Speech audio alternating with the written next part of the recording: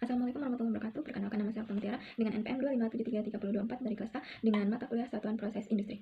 Pada video ini saya akan memaparkan mengenai cara pembuatan diagram alir proses pada produk agroindustri non-pangan, yaitu sabun padat transparan berbahan dasar minyak kelapa sawit, dan minyak zaitun dengan penambahan ekoenzim. Pembuatan diagram alir proses ini didasarkan pada sumber ilmiah berupa artikel jurnal yang berjudul Sintesis Sabun Padat Transparan Berbahan Dasar minyak kelapa sawit, minyak zaitun dengan penambahan ekoenzim yang ditulis oleh Khairul, Nurfati Hayati, dan rekan-rekannya dari Universitas Riau. Di sini adalah narasi proses pembuatan sabun transparan. Sebelumnya, yang berwarna hijau termasuk ke dalam kondisi proses, yang berwarna kuning termasuk ke dalam proses, yang berwarna ungu termasuk ke dalam penambahan proses, dan yang berwarna biru termasuk ke dalam buangan.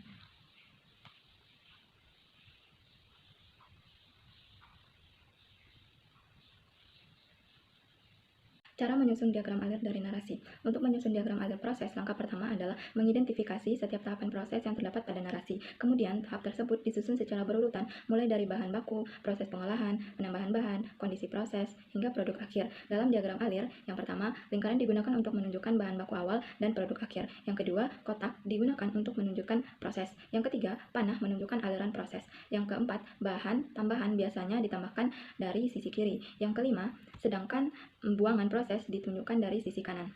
Yang keenam, suhu dilambangkan dengan T besar. Yang ketujuh, waktu dilambangkan dengan T kecil. Sekarang saya akan membuat diagram alir proses berdasarkan narasi tersebut. Pertama, saya akan menggambar simbol lingkaran sebagai bahan baku awal, yaitu asam sitrat 33 gram.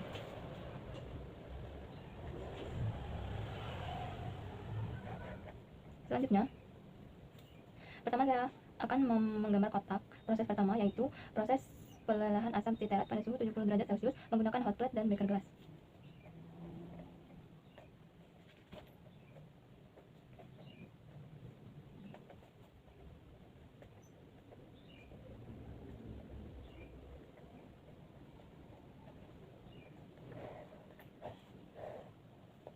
Selanjutnya, ada pencampuran minyak atau juga pengadukan dengan kondisi menggunakan magnetic stirrer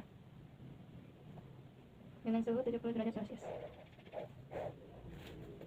Penambahannya ada minyak kelapa 30 gram, minyak sawit 30 gram, minyak zaitun 40 gram. Selanjutnya, reaksi saponifikasi ini dengan kondisi menggunakan magnetic stirrer dengan waktu 30 menit. Di sini ada yang dibuang, yaitu uap etanol, karena sini juga terjadi penambahan NaOH 5M atau 50 ml. Terus juga ada gluserin 99 ml, etanol 66% atau 66 ml, sama gula pasir 16,5 gram. Selanjutnya ada perubahan penambahan ekoenzim atau pengadukan dengan suhu 40 derajat Celcius. Ekoenzimnya ditambahkan 0 sampai 8 ml. Selanjutnya, pencampuran pewangi sampai homogen ya. Di sini pewanginya menggunakan fragrance Apple kurang lebih 4 ml. Selanjutnya, pencetakan sabun dengan cetakan sabun dan menuangkan campuran. Selanjutnya, proses selanjutnya itu ada pengerasan sabun atau pendinginan. Ini dengan waktu selama 3 kali 24 jam. Terus yang terakhir adalah finishnya, sabun transparan. Ini adalah lingkaran.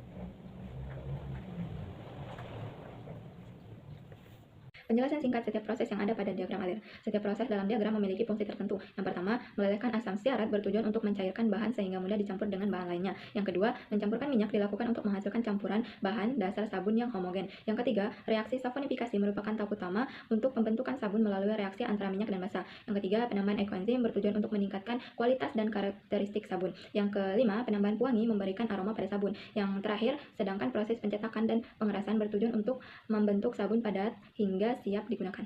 Berdasarkan penjelasan tersebut dapat disimpulkan bahwa diagram alir proses dibuat dengan mengidentifikasi tahapan proses dari narasi pembuatan produk, kemudian menyusunnya secara sistematis dari bahan baku hingga produk akhir. Dengan adanya diagram alir proses, alur produksi menjadi lebih jelas dan mudah dipahami karena setiap tahapan proses dapat divisualisasikan secara terstruktur. Demikian pemaparan yang dapat saya sampaikan mengenai pembuatan diagram alir proses pada produk agroindustri non-pangan. Terima kasih atas perhatiannya. Wassalamualaikum warahmatullahi wabarakatuh. Audio Jungle.